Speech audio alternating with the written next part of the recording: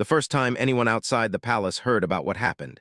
It was from a nurse who could barely get through the story without stopping to wipe her eyes. She'd been on the children's ward that afternoon, doing what she always did, changing dressings, checking charts, trying to bring a little color into rooms that smelled of antiseptic and quiet fear. But nothing in her years at the hospital had prepared her for the moment a small princess walked through the door and changed one little girl's world in a way no one expected. It had started weeks earlier, long before news outlets ever caught the faintest whisper of it. Spring had finally settled over Windsor, soft and green, when Catherine sat down with her daughter at the long kitchen table and asked the familiar question she asked every year. "What would you like for your birthday this time, darling?" In years past, the answers had come in an excited rush, ponies and paints, glittering pens, new football boots to race her brothers around the garden. But that afternoon, Princess Charlotte didn't answer straight away. She tapped the end of her pencil against a page filled with messy sketches of dogs, birds, and a slightly crooked castle. Her usually bright eyes seemed distant, as though they were following a thought far away from the warm, sunlit room. "I don't know yet," she said quietly. "Can I tell you later?" Catherine studied her for a moment. There had always been something unusually observant about Charlotte, a quickness that showed itself in the way she noticed everything. How someone held their shoulders, whether a child at an engagement seemed shy or scared, the tiny details that adults sometimes missed. But lately, that attention had taken on a new depth. She asked different questions now. When they returned from royal visits, she wanted to know not just what people had said to them, but what would happen after they left. Would the charity still have enough money? Would that little boy get the operation he needed? Did the lonely grandmother they'd spoken to have anyone visiting her the next day? "You can absolutely tell me later," Catherine replied, reaching out to tuck a strand of hair behind her daughter's ear. "It doesn't have to be a thing, you know. A present can be time or a place, or doing something that matters to you." Charlotte nodded, but she didn't say anything more. She just returned to her drawing, carefully shading in a collie's floppy ear as if she were trying to smooth out something inside herself. 2 weeks passed before the question of her birthday came up again, and by then, the idea for a different kind of celebration had begun to take shape, though not in the way anyone expected. Catherine had been planning a quiet visit to St. Brigid's Children's Hospital for some time, a place she'd come to know over several years through one of her patronages. The hospital specialized in pediatric burns and reconstructive surgery, and though it was only a short drive from London, the stories that unfolded within its walls could have been from another world entirely. The original plan had been simple: a private visit, no photographers, no press, just a chance to spend time with families whose lives had been turned inside out in an instant.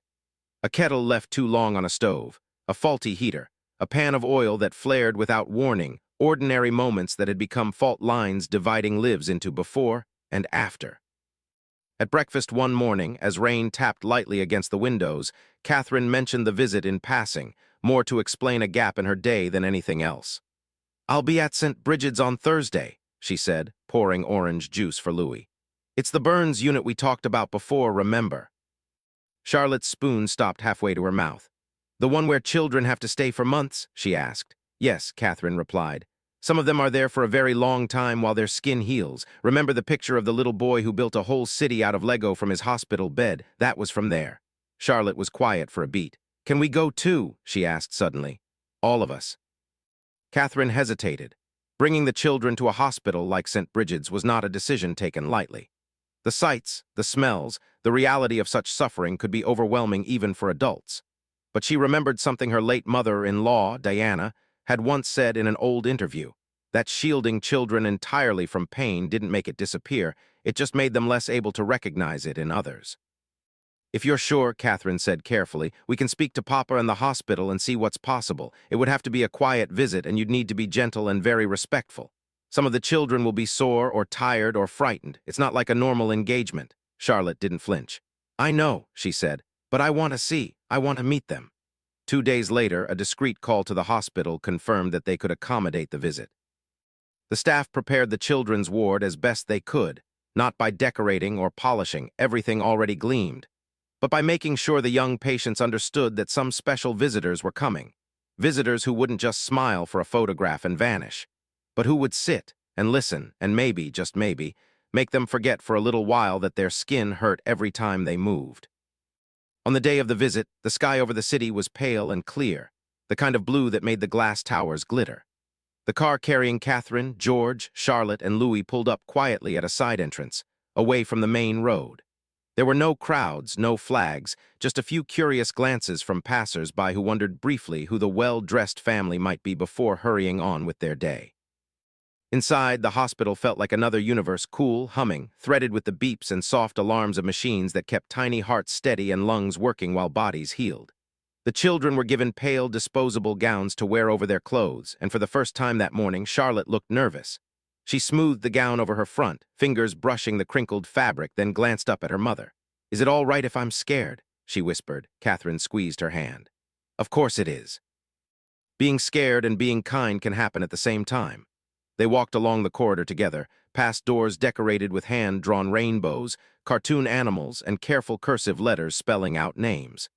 A few faces peeked through the glass panels as they passed, a boy with a bandage across his cheek, a toddler with her hair tied up in uneven pigtails, a teenager whose eyes followed them with wary curiosity. The first room they entered belonged to a little boy named Noah, whose arm had been badly scalded when boiling water splashed from a kettle onto his skin. His mother stood up quickly when they entered, wiping her eyes with the back of her hand, and then almost sat down again in shock when she realized who was at the door. But it was Charlotte who stepped forward first, not with the stiff politeness of protocol, but the awkward, hesitant gentleness of a child who knows another child is hurting. "Hi," she said, her voice small but clear. "I'm Charlotte. Is it all right if we come in?" Noah nodded, wide-eyed, and they talked quietly for a few minutes about his favorite football team and the superhero stickers on his cast. When it was time to go, Charlotte didn't rush. She waited until he'd found the right word to finish his sentence, laughed when he said something cheeky to George, and then smiled as if she'd known him much longer than a single visit. Room after room, the pattern repeated itself. A girl who used to dance, but now wasn't sure if she'd ever feel comfortable wearing a leotard again. A baby who would have no memory of the accident but whose parents carried the guilt like a physical weight. In each space, the air felt heavy with unspoken fears, hopes that were almost too painful to put into words.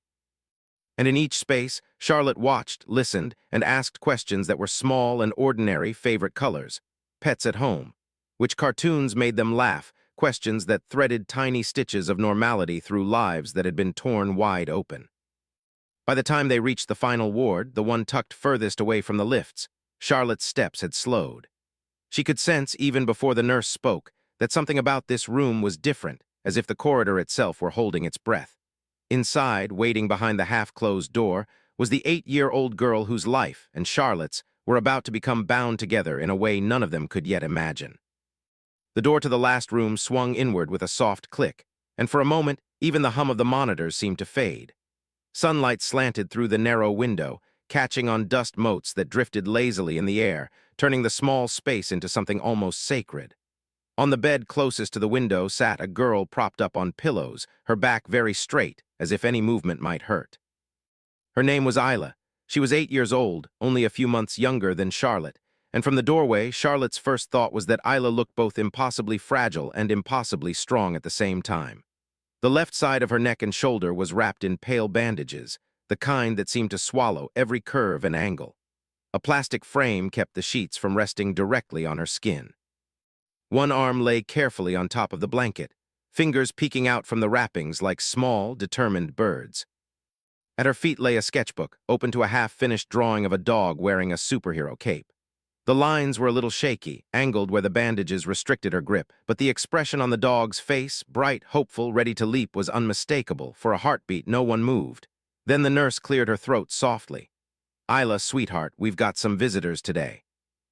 Isla's parents rose almost in unison from the chairs beside the bed. Her mother's hands flew instinctively to her hair, smoothing it back, while her father reached for the IV pole as if it were something he could use to steady himself. Their eyes darted from Catherine to the children and back again, a mixture of awe, anxiety, and something like fierce protectiveness. "It's very nice to meet you," Catherine said gently. "Thank you for having us." But before she could say more, Charlotte stepped forward. In that instant, the world of titles and protocol seemed to fall away. There was just one girl looking at another girl whose life had been torn open by fire. "Hi," Charlotte said softly. "I'm Charlotte. Is that your dog?" Isla blinked, caught off guard by the question. Then slowly a small smile tugged at the unbandaged corner of her mouth. "Not really," she answered. Her voice was raspy but steady. "I just draw them. I like dogs." So do I, Charlotte replied, edging a little closer. We have one at home called Orla. I try to draw her all the time, but I can never get her nose right. It always ends up too big. For the first time, a soft chuckle escaped Isla. It was brief, but it loosened something in the room. Her father let out a breath he hadn't realized he'd been holding. Her mother's shoulders dropped a fraction. You can come in if you want, Isla said. The chair squeaks, though, just so you know. Charlotte glanced back at her mother. At Catherine's small nod, she moved to the bedside and lowered herself carefully into the chair, which indeed gave a protesting squeak. Louis, peeking nervously around Catherine's skirt, stifled a laugh. For the next few minutes, the conversation stayed light. They talked about dogs and the names Isla had given the ones in her drawings. They debated whether golden retrievers or spaniels looked friendlier. George chimed in to insist that their dog was the fastest animal in the world, which made Isla roll her eyes in mock disbelief. It was only after the first few layers of laughter had settled that Charlotte's gaze drifted, not just to the bandages, but to the edges of them, to the reddened skin peeking out beneath, the delicate, shiny patches that told a story no child should have to live through. Can I ask? Charlotte began, then faltered. Her fingers twisted once in the hem of her gown. What? What happened? The room went quiet again. Isla's eyes flicked to her parents, seeking permission. Her mother reached out and lightly touched the uninjured side of her cheek, an unspoken encouragement. There was a fire, Isla said finally. At home, it was at night. I was in my room and I smelled something funny like plastic burning. I opened my door and there was smoke everywhere. I couldn't see. She paused, swallowing. Catherine's hand settled on Louis's shoulder, anchoring him. I tried to get to the stairs, Isla continued, but the floor was so hot. And then there was this loud crack and my bookshelf fell and blocked the door. I think I shouted. I'm not sure. Everything felt really fast and really slow at the same time. Charlotte's throat tightened. How did you get out? She whispered. Dad broke my window, Isla said, nodding toward the man at the end of the bed. His eyes had gone glassy, locked on a spot somewhere far away. He climbed up from the garden. Mum was shouting from downstairs. The fire people came with ladders. I remember the noise. It was so loud. And then I don't remember much else. She stopped breathing twice in the ambulance. Isla's mother added quietly, voice steady in the way of someone who had told the story often enough to keep from falling apart. They said if it had been a minute later. She didn't finish. She didn't need to. Isla looked down at her hands. They say I'm lucky, she murmured. I don't feel lucky, it hurts, and sometimes I see the fire again when I close my eyes, but I'm still here. She lifted her chin a fraction, as if daring the universe to argue. Charlotte swallowed hard. You're very brave, she said, and it didn't sound like something she was supposed to say. It sounded like something she believed. To steer the conversation away from the worst of it, Catherine gently asked about the drawings. Isla brightened a little. She explained how one of the nurses had brought her the sketchbook after her second surgery, when moving her arm had felt like pushing against a wall of knives. At first, she could only manage a few crooked lines at a time, but each day the lines grew steadier, the shapes clearer. When I draw, she said, it feels like my skin doesn't win. That sentence landed in Charlotte's chest like a stone dropped into still water. She watched Isla's fingers tremble slightly as they traced the outline of the dog's cape. Without thinking, Charlotte blurted, Would you maybe like to meet Orla one day? I mean, if we could make it happen. She's very friendly, a bit silly. She flushed, realizing how impossible it sounded. If the hospital said it was okay, I mean. Isla's eyes lit up. Really? I can't promise, Charlotte admitted, but I can ask. The nurse, who had been watching quietly from near the door, cleared her throat again. We'd need to check the rules, she said, a smile playing at the corners of her mouth. But for a visit in the garden one day, perhaps nothing is impossible. Time slipped by unnoticed. Eventually, though, the visit had to end. Other rooms awaited. Other children were watching the door, hoping for a moment of distraction from the ache and itch of healing skin. We don't want to tire you, Catherine said gently. But thank you, Isla, you've been so kind to us today. Isla gave a small, almost regal nod that made Charlotte grin. Maybe I'll bring one of my drawings next time, Charlotte said, standing reluctantly. We can compare whose dogs look funnier. I'll come back, Isla asked. The question was soft, but in it lay all the fear of a child who had already watched too many people come and go. I'll try very hard, Charlotte replied. It wasn't a grand promise, but the way she said it made it sound like something she intended to keep. As they stepped out into the corridor, the door easing shut behind them, the atmosphere of the ward pressed in again. The low beeps, the murmur of voices, the faint smell of burned fabric that seemed to cling to everything no matter how hard the cleaners worked. They had almost reached the end of the corridor when Charlotte stopped abruptly. My bracelet, she said, touching her bare wrist. I think I left it on the chair. It was a simple friendship bracelet, woven in uneven threads of purple and white, made for her by a classmate. Catherine hesitated for a moment, then nodded. "All right," she said. "Go and fetch it, darling. We'll wait right here." A nurse offered to walk with her, but Charlotte shook her head. "I know the way," she said. Her voice was quiet but sure. She retraced her steps alone, the sound of her trainers muffled by the polished floor. As she neared Isla's room, she slowed instinctively. The door was pulled almost closed now, just a sliver of light spilling into the hallway. She pushed it open an inch, then stopped when she heard voices. Not Isla's bright, brave chatter this time, but the low, frayed tones of adults speaking from a place of sheer exhaustion. "She needs the graft sooner rather than later," a man's voice, Isla's father, was saying. "He said if we wait, the scarring will pull as she grows. It could twist the bone." "I know," her mother replied, and now the steadiness was gone, replaced by a tremor that made every word vibrate. "But did you see the estimate? We're already behind. The last procedure ate everything we had, the therapy, the dressings. I don't know where else to turn." "We'll find a way," came the rough whisper. "We always do." "Selling the car won't be enough," her mother insisted. "And the support fund." "They said there's a waiting list. Months. She doesn't have months for this. If we don't do it now, she might never lift her arm properly. How do I tell an 8-year-old that because of money she might not be able to brush her own hair?" Silence followed, heavy and shattering. Then a soft sound, like someone burying their face in their hands. On the other side of the door, Charlotte stood frozen, her bracelet forgotten. She felt the words settling over her like an invisible weight. Graft, twisted bone, waiting list, money. She thought of Isla tracing the cape on the sketchbook, saying, "When I draw, it feels like my skin doesn't win." For the first time in her young life, Charlotte understood in a visceral way that not all suffering in the world could be fixed with kind words or a comforting hug. There were problems so big, so woven into the very fabric of people's lives, that they needed more time, more attention, more resources than a single visit could possibly offer.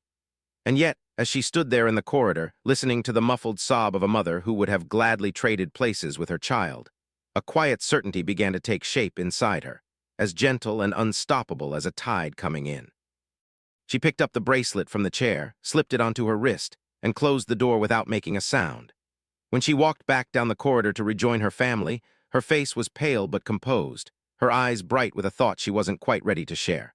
On the drive back to Windsor, while Louis dozed against Catherine's side and George stared out of the window at the blur of passing fields, Charlotte sat very still, fingers curled loosely around the woven threads at her wrist.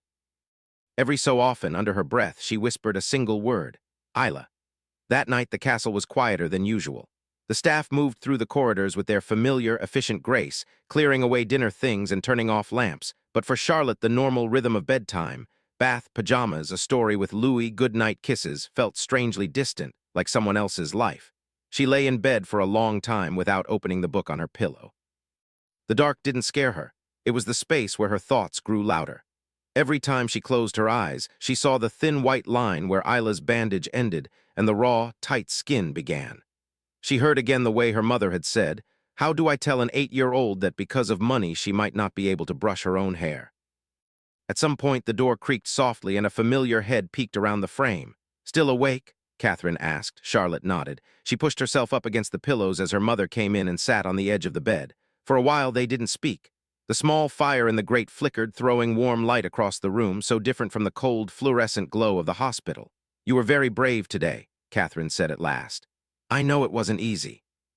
Charlotte stared at her hands. The friendship bracelet dug lightly into her wrist.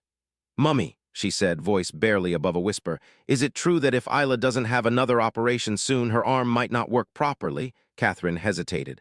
"The doctors said the scarring could affect how her bones grow," she answered carefully. "That's why they're doing everything they can." "But they can't do everything," Charlotte said quickly. "Her parents are worried about the money. I heard them talking. They said the fund has a waiting list. They said they don't know how to pay for it." There it was, out in the open. Charlotte's shoulders sagged as though she'd been holding the words in for hours, which she had. Catherine exhaled slowly. "You heard that." "I didn't mean to," Charlotte rushed to explain. "I went back for my bracelet and the door was open a little. I know I shouldn't have listened, but I couldn't move. It was like the words stuck my feet to the floor." Her mother didn't scold her. Instead, she took Charlotte's hands gently in her own. "Sometimes," she said, "we stumble across other people's pain without wanting to. What matters is what we do with what we learn."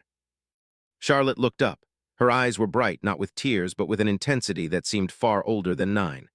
"I know what I want for my birthday," she said. "All right," Catherine replied softly. "Tell me." I don't want a party, Charlotte said. Or presents, I know that sounds silly, but I don't. I want Isla's operation to be paid for, all of it. The grafts, the therapy, everything. I want to use my birthday for that instead. For a moment, the room seemed to hold its breath.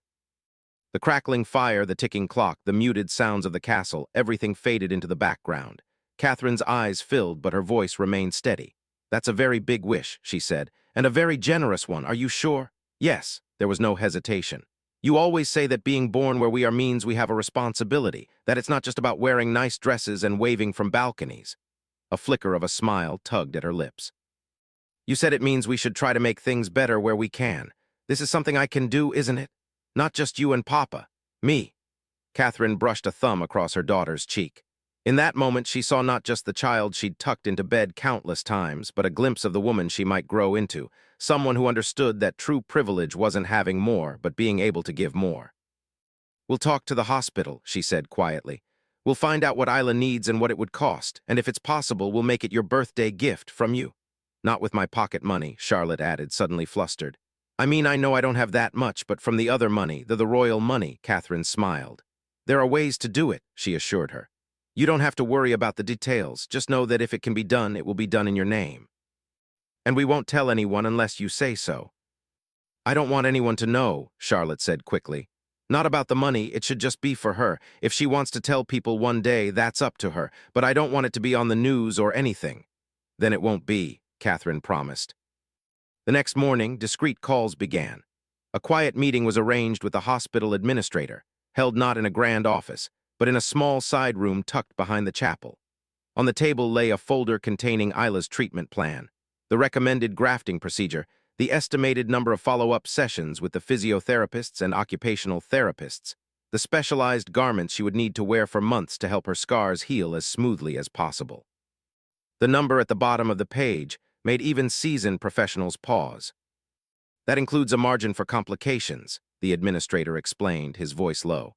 We always plan for the worst so families aren't surprised. We're working to get them support through our charitable fund, but as you can imagine, there are many children who need help.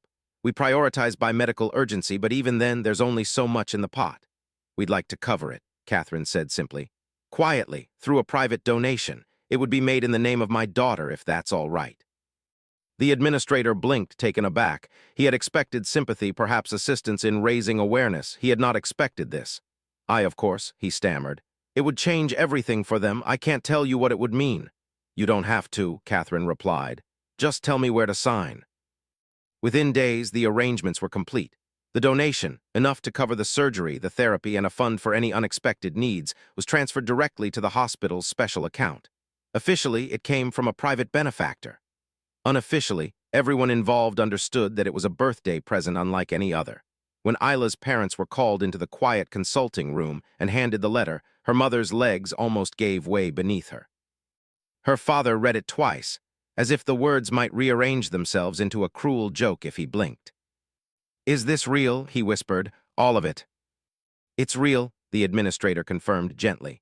Your daughter's care is fully funded. You don't need to worry about the cost anymore. You can just focus on her. Isla's mother pressed the paper to her chest. Tears spilled freely now, not from fear or exhaustion, but from a relief so powerful it left her breathless. Who? Her husband asked, voice hoarse. Who would do this? The administrator hesitated, then handed them a second envelope, smaller, cream-colored, sealed with a simple wax crest. I was asked to give you this as well, he said, from your benefactor. Inside was a single sheet of paper, folded carefully. On it, in neat, slightly rounded handwriting, were just a few lines. Dear Isla, happy almost birthday to me. I hope this helps a little. I can't do the hard part for you, but I believe you can get through it. You're the bravest person I've ever met. Please keep drawing. When you feel ready, I'd love to finish our superhero dog together. With love, Charlotte. P.S. Orla says hello. She is currently chasing a pigeon and losing. For a long moment, the only sound in the room was Isla's mother's quiet sobbing. Her father sat down heavily, the letter tremoring in his hand. She's just a child, he murmured. She shouldn't have to carry this kind of kindness, and yet she does. The date for the surgery was set. On the evening before, as the hospital settled into its dusk routine, Charlotte and Catherine returned, not with cameras, not with press, but with a small bag containing a new sketchbook, a pack of colored pencils, and tucked inside the front cover, a tiny photo of a golden-haired dog with her ears flying as she ran across a field. "You really did it," Isla said when she saw them. Her voice was hushed, as if speaking too loudly might shatter the fragile miracle that had unfolded around her. "It was your courage," Charlotte replied. "I just helped the grown-ups get out of the way."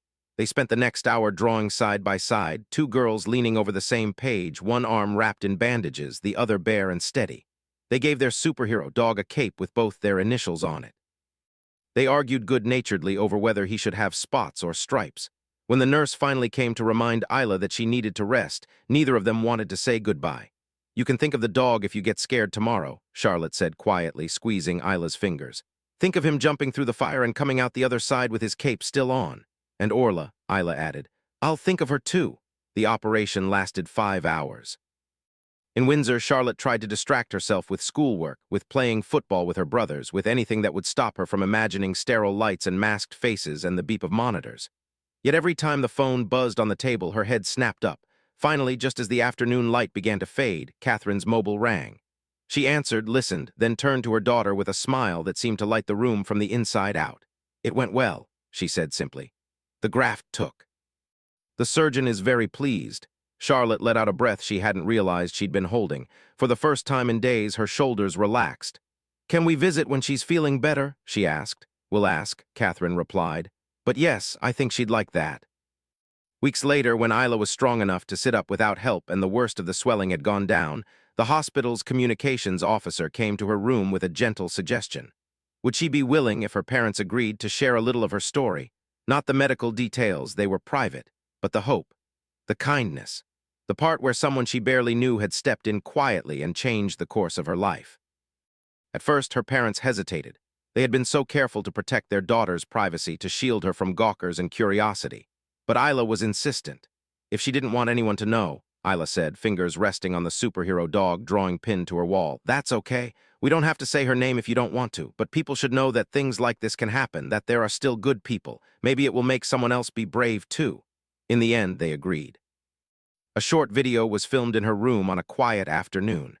No lights, no fancy cameras, just a nurse holding a phone and Isla sitting on her bed, hair pulled gently away from her healing skin. "My name is Isla," she began. "A few months ago there was a fire in my house and I got very badly burned. The doctors said I needed another operation so I could move my arm properly when I'm older, but it cost a lot of money. My mom and dad were really worried." She held up the drawing of the dog in the cape. "Then someone came to visit me. She was my age. We drew dogs together." A shy smile crept across her face. "And on her birthday, instead of having a big party, she decided to help pay for my operation. She didn't tell anyone she was doing it, but I wanted you to know that she did." The video was uploaded to the hospital's social media page with a simple caption about courage and kindness. They didn't use names, but the crest on the corner of the card in the shot, the careful way Isla said, "She was my age," and the photo of a familiar golden-haired dog tucked by the bedside were clues enough for thousands of royal watchers. Within hours, the comments began to pour in. "This brought me to tears. What an extraordinary little girl, both of them. Diana's spirit truly lives on in her granddaughter. In a world that feels so divided, this is the story I needed today." There were a few cynics, of course. There always are. Some muttered about public relations and image management, about how every royal gesture must somehow be calculated. But their voices were drowned out by a tide of people who simply chose to believe that, sometimes, a kind act is exactly what it appears to be. In the palace, no official statement was made. When asked, a spokesperson merely said that the family had seen the video and were deeply moved by Isla's bravery. Privately, those close to them knew that Charlotte had watched the clip more than once, her eyes shining each time Isla lifted her healing arm a little higher than before. On her next birthday, when the question of presents came up again, she thought for a long moment. "Maybe a small cake," she said at last. "And some more sketchbooks," Catherine laughed. "Nothing else," Charlotte considered. "Maybe," she added slowly, "if there's another fund at the hospital that needs topping up, we could look, couldn't we?" And somewhere in a quiet ward, under the watchful eyes of overworked nurses and hopeful parents, another child learned to stretch burned skin a little further, to hold a pencil a little steadier, to believe that their future might be bigger than the pain that had tried to claim it. So now it's your turn. When you hear about a young princess choosing to give up the trappings of a royal birthday to change one child's life, what does it make you feel? Does it change the way you see the next generation of royals, or the way you think about what any of us can do with the privileges we have, no matter how small they seem? Tell us in the comments below. And if Isla's story and Charlotte's quiet decision touched you even a little, don't keep it to yourself. Share it. Let someone else remember that compassion still exists, often in the places we least expect. And if you'd like to hear more true stories of courage, kindness, and the royal family using their influence in ways that don't always make the front pages, make sure you subscribe and join us for the next chapter.